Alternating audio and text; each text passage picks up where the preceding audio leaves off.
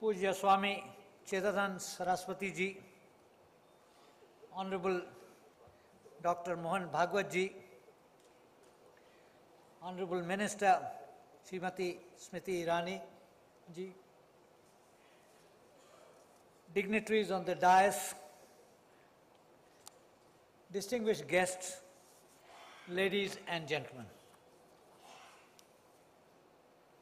I thank Swami Chidanand Saraswati Ji for inviting me today to this function for the launch of the Encyclopedia of Hinduism, sponsored by the India Heritage Foundation and published last year in the United States. The dignitaries present on the podium testify to the significance of the event. I felicitate all those who contributed to this momentous project. An encyclopedia is to be distinguished from a dictionary. The latter, however comprehensive, gives meanings of words and concepts without a serious effort at integration and depth.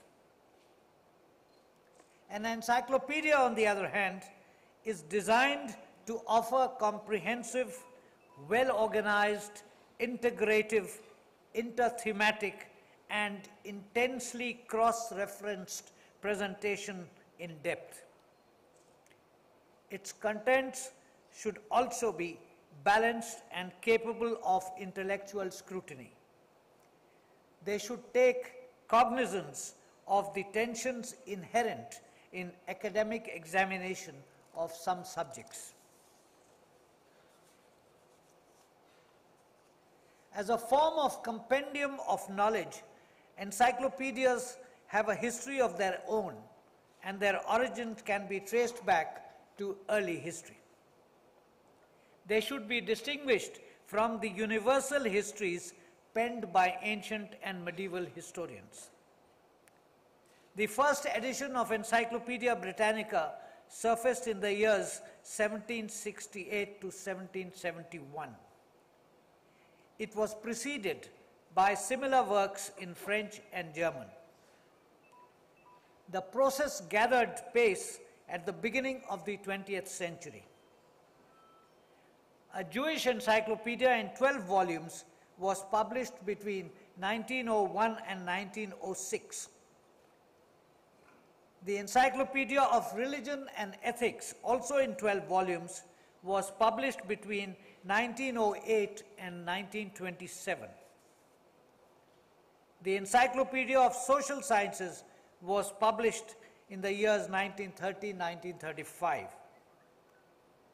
It ceased publication after its 16th edition in 1967 and has now been replaced by the International Encyclopedia of Social and Behavioral Sciences.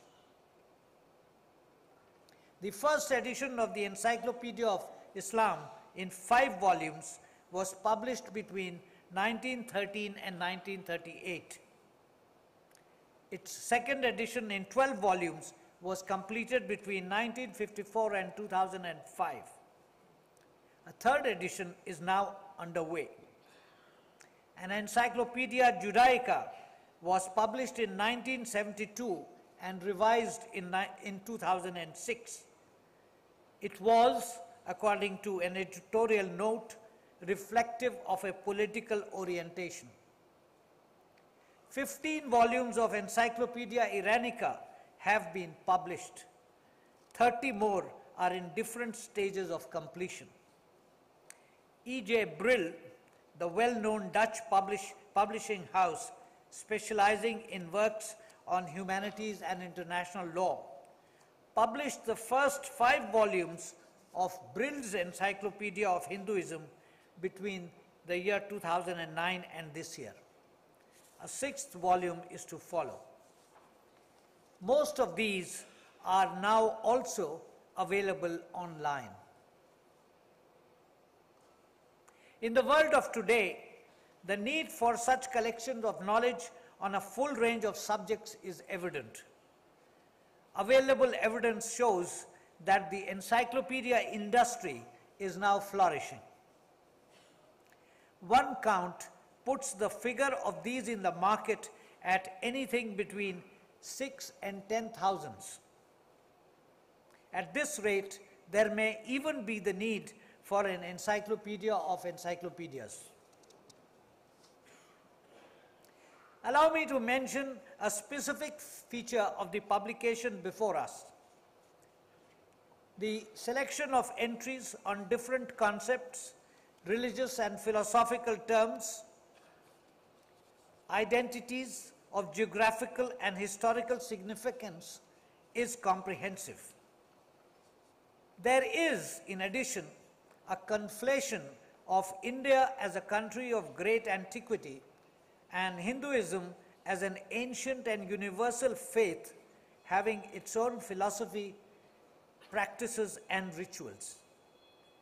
The rationale for this is given in the third paragraph of the preface by the Secretary of the India Heritage Research Foundation, and I quote, "Despite the influence of Hinduism across the globe, India's spiritual heritage is widely misunderstood in the West.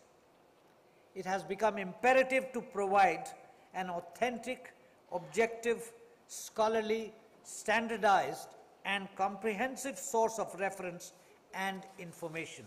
End of quote. Subsequent paragraphs of the preface spell out the general and specific requirements for this publication. Each of these, in the context of a segment of the Indian community in the United States, is understandable. Due care, presumably, has been taken to ensure that the standards applicable to contemporary disciplines in the domain of social sciences have been maintained. Knowledge, ladies and gentlemen, is dynamic and not static. Record shows that given the pace at which we are adding to our perceptions, it becomes necessary for encyclopedias to be revised. Thrice in a century has been cited as a thumb rule. By the same logic, exclusivity in domain knowledge has to be ruled out, and expertise is to be judged objectively and sought globally. This test, I am confident, will be applied to future editions of this otherwise excellent compilation.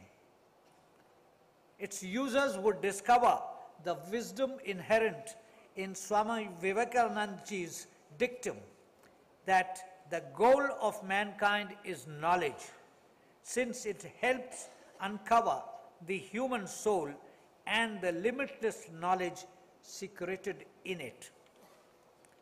I thank Swamiji for inviting me today. Jai Hind.